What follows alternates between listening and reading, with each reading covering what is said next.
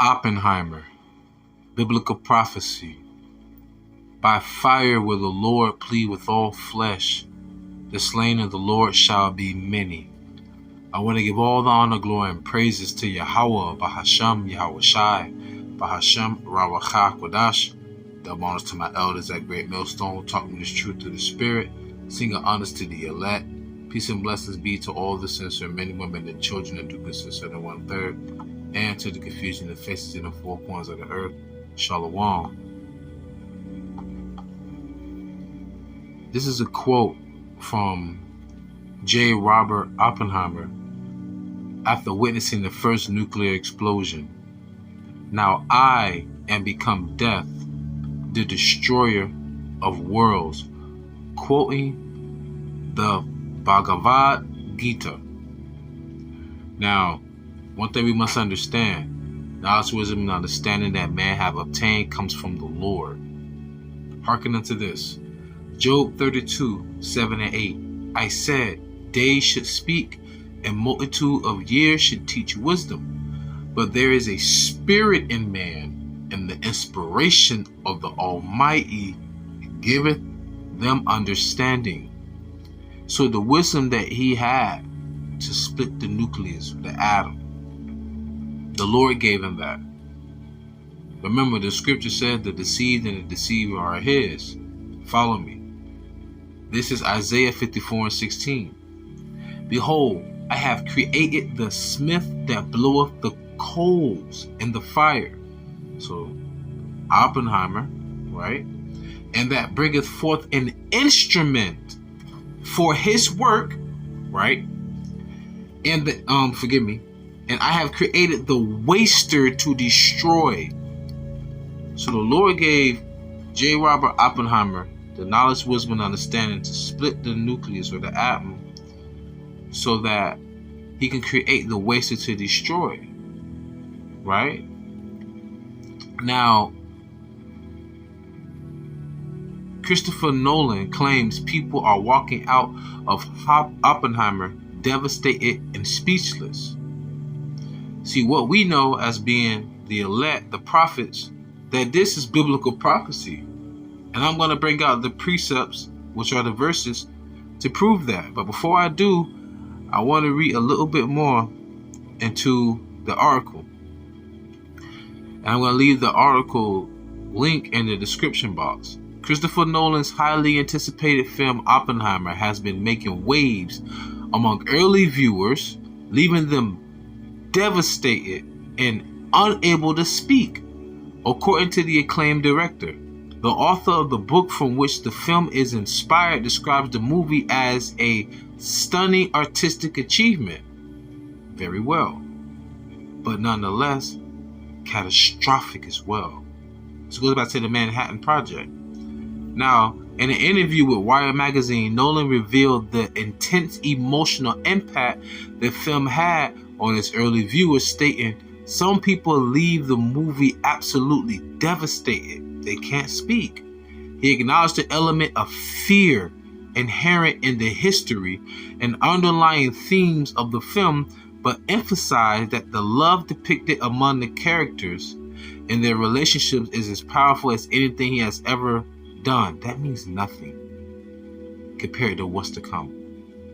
Though that was a movie, this is an actual instrument, a waster that will destroy America, aka Babylon the Great. Remember, the scientists came from where?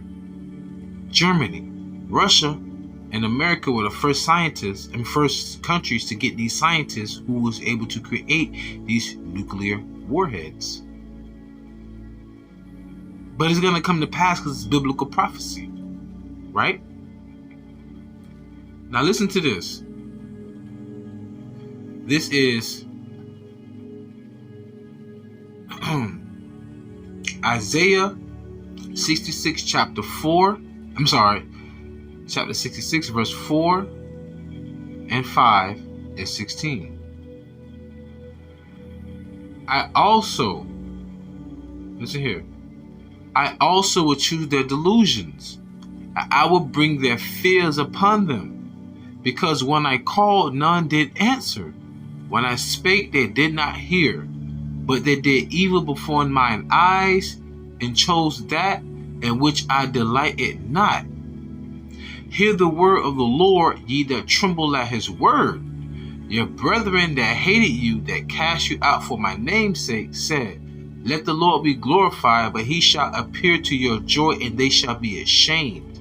The point of the matter is, the Lord is going to bring his fear upon you, and it's going to be to your shame. You think we're just standing out there on the corners, in the rain, in the heat, in the cold, in the snow, in season, out of season, for fun? You think we're just doing this for amusement? For likes and shares? This is real news. Like it says in 2 Corinthians, the 5th chapter. Therefore, knowing the terror of the Lord, we persuade men. But see, not all men have faith or believe what we believe. Therefore, we're just the heralds to let you know, hey, it's going to rain tomorrow.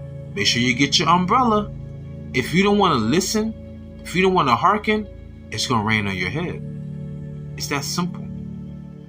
Right? Isaiah 66:16. For by fire and by his sword will the Lord plead with all flesh, and the slain of the Lord shall be many. You hear that? The Lord going to plead with all flesh by fire. Those people walking out that movie theater, of course they saw devastation. Of course it's going to be hard for them to sleep at night. Maybe till next week, then they go back to their wickedness. But nonetheless, they saw absolute destruction. But see, here's the kicker. They don't know that that's biblical prophecy that's going to happen. That's the kicker. They just saw a movie. And Russia been talking about going nuclear, but everybody's being distracted with this little submarine. Ukraine's losing. The dollar's losing traction. BRICS is taking over soon. AI is on the rise. Lab-grown meat. This is the world we're living in. You don't think the Lord going to come back and destroy this place? And bring forth righteousness? What do you think we're praying about? Therefore, seeing all these things dissolve, what manner of persons are we to be in all holy conversation? Seeing that we're looking for a new heaven and a new earth wherein dwelleth righteousness. It says the elements shall melt. That's in the Bible, y'all. Isaiah, the 9th chapter, I think it's the 5th or 6th verse. It says, every battle was with confused noise and garments rolled in blood, but this one shall be with fuel of fire. I don't know what book y'all reading. This is real. Listen. Isaiah 24, verse 5 through 6. The earth also is defiled under the inhabitants thereof, because they have transgressed the laws. What does that mean? You don't believe in the Bible. You just get inaugurated on it, President. But you don't uphold or force any of the people to adhere to it. But you have the Constitution. You have your Bill of Rights. You have your amendments. What about the commandments? What about the statutes and the laws of the scriptures? Okay. Because they have transgressed the laws, changed the ordinance. Aren't we in Pride Month? I'm going to leave it at that. Broken the everlasting covenant. Really talking about Israel, but let's get back. Therefore have the curse. Listen. The curse devoured the earth. Curse. Keep that word in mind. And they that dwell therein are desolate. What? Therefore the inhabitants of the earth are burned, and few men left. What? You mean people that's on the earth gonna burn and few are gonna be left? What happened during the time of Noah? See, 2 Peter, chapter 3 speaks about how the earth was reserved for water, but this time for fire. Notice the balance of the Lord when it comes to his judgment. I will flood the earth, but this time I'm going to hit it with fire. What do you think the lake of fire is? It's not hell when you die. No, that's dogma. America's going to literally be a lake of fire when it gets blitzkrieg with thermonuclear warheads. Y'all think I'm playing. Y'all think the Lord is playing. Forgive me. I'm just a man. I'm just a messenger. Right? Come on. But remember, that curse, also a plague. Listen to this. Zechariah 14:12. And this shall be the plague wherewith the Lord will smite all the people that have fought against Jerusalem, which is the Israelites. Mainly the 1/3, only the 1/3, in the elect. So this account for not only the heathens, but also 2/3 who come up against us. Because we're trying to save them from themselves. Their flesh shall consume away while they stand upon their feet. Think about Sarah Connor in Terminator 2. This is in the Bible. And their eyes shall consume away in their holes, and their tongue shall consume away in their mouth. That's frightening. Wait a minute. While I'm standing upon my feet, I'm going to lose my skin, my eyes, and my tongue. What's happening to me? You're being burned alive. How will it happen? Thermonuclear warheads. Elder Apostle Barnwood says it. If you're going to read the Bible, you have to be a visionary. What do you think the prophets were envisioning when they wrote this down? These are visions, people, that they're seeing. Hello? But this was thousands of years ago. So they're not going to use the word missile or America, right? They're going to use terminology of that time. Hearken. Now this is heavy. 2nd Ezra chapter 16, verse 13 through 20. Right? For strong is his right hand that bendeth the bow. This is what Ezra saw in the vision. His arrows that he shooteth are sharp and shall not miss, when they begin to be shot into the ends of the world. We all know there's no man or woman on earth that can shoot an arrow from Australia all the way to America. Right? Or from Russia to New York. Hearken. Verse 14. Behold, the plagues are sent. Remember I read Zechariah 14:12? And this shall be the plague. Remember? Where your flesh consumed away, your eyes, your tongue. Why do you think the people walked out of that place devastated? I don't care how much money you got, what your status is, how many women you have, how many cars. That ain't going to save you when the Lord brings forth his judgment. Going back. 2nd Ezra, this is in the Apocrypha, by the way. Verse 16 and 14. Behold, the plagues are sent and shall not return again until they come upon the earth. So what Ezra saw was the bow was the silo. Right? The arrow was the missile. Shot up.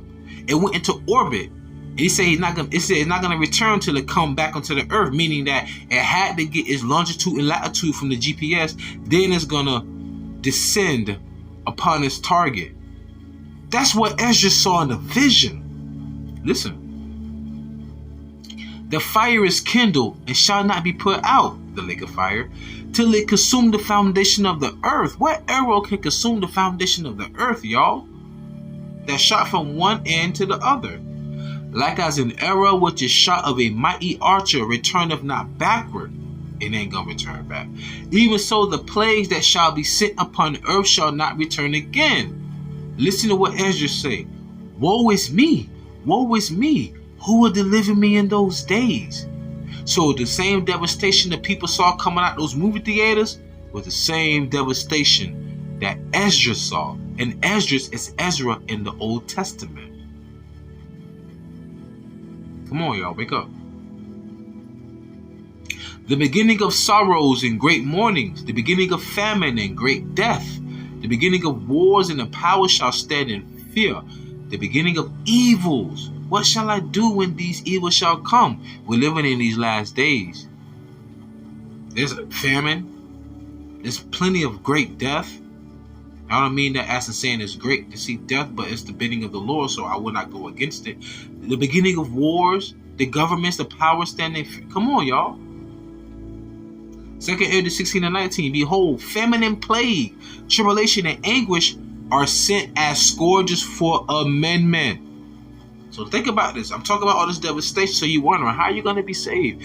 It's only sent for those who need to be amended because they have not repented. I always say this. The Lord's going to refine you one way or another. You're going to get this spiritual fire, which is this word.